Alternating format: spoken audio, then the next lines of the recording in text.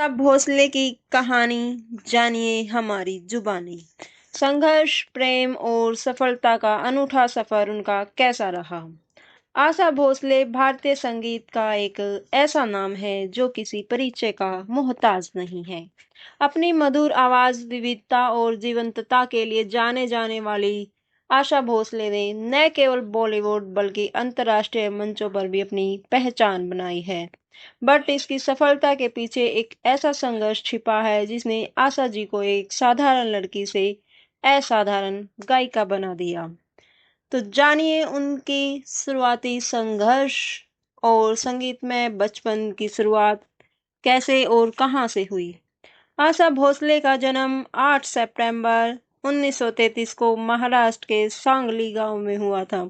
उनके पिता दीनानाथ मंगेशकर एक प्रसिद्ध शास्त्रीय गायक और थिएटर कलाकार थे।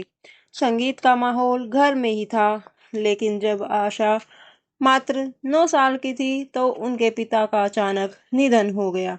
यह घटना परिवार के लिए किसी बड़े दुख से कम नहीं थी, क्योंकि इससे आर्थिक स्थिति डगमगा गई और परिवार की सारी जिम्मेवारी लता मंगेशकर और आशा भोसले के कंधों पर आ गई। लता मंगेशकर ने जल्दी ही फिल्मों में गायन शुरू कर दिया और आशा भी उनके साथ स्टूडियो जाने लगी। धीरे धीरे आशा ने भी अपनी गायन में रुचि लेनी शुरू की, बट शुरुआती दिनों में उन्हें केवल छोटे और बी ग्रेड फिल्मों के लिए गाने का मौका मिलता था। उस समय बड़ी फिल्में और मुख्य अभिनेत्री के गाने लता जी को ही मिलते थे। आगे हम बात करते हैं उनके प्रेम, विवाह और एक संघर्ष की नई राह जो शुरू हुई थी। आशा भोसले ने 16 साल की उम्र में ही अपने घर के खिलाफ जाकर गणपतराव भोसले से शादी कर ली। गणपतराव उम्र में आशा से काफी बड़े थे और यह विवाह आशा के परिवार को स्वीकार नहीं था। इसकी वजह से आशा को परिवार छोड़कर गणपतराव के साथ जाना पड़ा। हालांकि यह विवाह आशा के लिए कोई सुख साबित नहीं हुआ। गणपतराव का स्वभाव रूखा और सख्त था। आशा पर तरह तरह की पाबंदियां लगाई जाने लगी और वे मानसिक तनाव में रही। घरेलू हिंसा और कटुता के कारण आशा ने अपने 2 बच्चों के साथ घर छोड़ने का फैसला किया।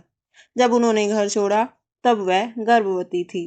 उन्होंने संगीत की दुनिया में फिर से वापसी ली, क्योंकि यह उसके जीवन के लिए बेहद कठिन था। एक अकेली माँ होकर अपने बच्चों की परवरिश करना और करियर को आगे बढ़ाना किसी चुनौती से कम नहीं होता।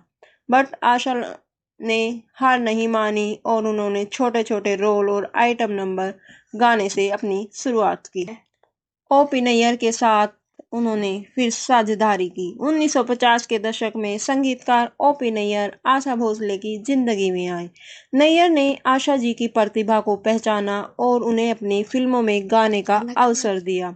इस जोड़ी ने मिलकर कई गाने हिट किए, जैसे इन्हीं लोगों ने पाकीजा, मांग के साथ तुम्हारा नया दौर और आइए मेहरबान, हावड़ा ब्रिज जैसे भी गीत शामिल थे।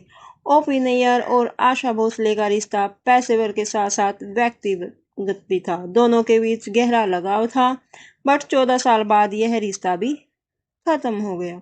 आर.डी. बर्मन के साथ फिर उन्होंने जादुई संगीत की शुरुआत की। उनके करियर का यह सबसे सुनहरा दौर जो है आर.डी. बर्मन के साथ आया। 1960 और 70 के दशक में आर.डी. बर्मन ने संगीत की दुनिया में क्रांति ला दी और आशा भोसले एक मेन गायिका बनी। दोनों ने मिलके दम मारो दम, हरे रामा हरे कृष्णा, पिया तू अब तो आजा, मतलब बहुत सारे सदाबहार गीत गाए।